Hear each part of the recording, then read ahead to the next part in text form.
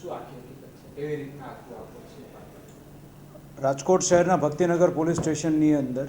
શુક્રવારની સાંજે એક બનાવ બન્યો હતો, જેની અંદર એક મોટી ઉંમરના દાદા છે, જેમનું નામ છે બરકતભાઈ ગુલામ હુસેનભાઈ લાખાણી,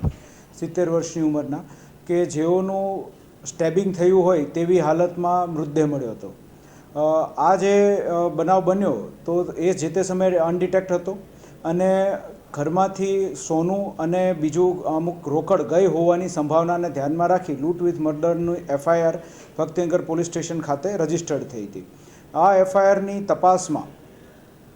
રાજકોટ શહેર ક્રાઇમ બ્રાન્ચ અને એ સિવાય લોકલ પોલીસને બધી ટીમો કામે લાગેલી હતી. તે દરમિયાન રાજકોટ શહેર ક્રાઇમ બ્રાન્ચની ટીમને માહિતી મળી હતી કે 2 શંકાસ્પદ ઈસમો છે કે જેઓ વારંવાર ત્યાંથી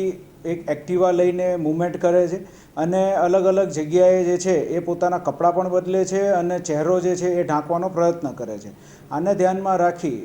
ટેકનિકલ ઇન્ટેલિજન્સથી અલગ અલગ રીતે ટીમો બનાવીને તપાસ શરૂ કરવામાં આવી અને તપાસના અંતે 2 લોકો જે છે તેઓની ડિટેન કરવામાં આવ્યા અને પૂછપરછ શરૂ કરવામાં આવી. જે દરમિયાન એવું ક્લિયર થયું કે કિશન વાઢેર અને સ્નેહલ ગોહિલ નામના એક છોકરો અને છોકરી, તે બંનેએ આવડા ઘટનાને અંજામ આપ્યો હતો અને તેનું મુખ્ય ઉદ્દેશ્ય જે છે એ લૂંટનો જ હતો. તે લોકો ફ્લિપકાર્ટની અંદર ડિલિવરી બોય અને ગર્લ તરીકે કામ કરતા હતા, પણ છેલ્લા 2 મહિનાથી તેમણે આ નોકરી મૂકી દીધી હતી અને ત્યારબાદ પૈસાની જરૂરત જણાતા તેમણે આખું આ રેકી કરીને આ લૂંટની જે ઘટના છે અને ત્યારબાદ મર્ડર છે તેને અંજામ આપ્યો હતો. સંપૂર્ણ મુદ્દામાલ રાજકોટ શહેર ક્રાઇમ બ્રાન્ચ દ્વારા કબજે કરવામાં આવ્યો છે અને તે ઉપરાંત જે ગુનાના કામે જે એક્ટિવા વપરાણું હતું તે પણ કબજે કરવામાં આવ્યું છે. આ જે બરકતભાઈ જે છે તેમની સાથે આ છોકરી જે છે એ આશરે 1 વર્ષ પહેલાં જ્યારે HDFCની અંદર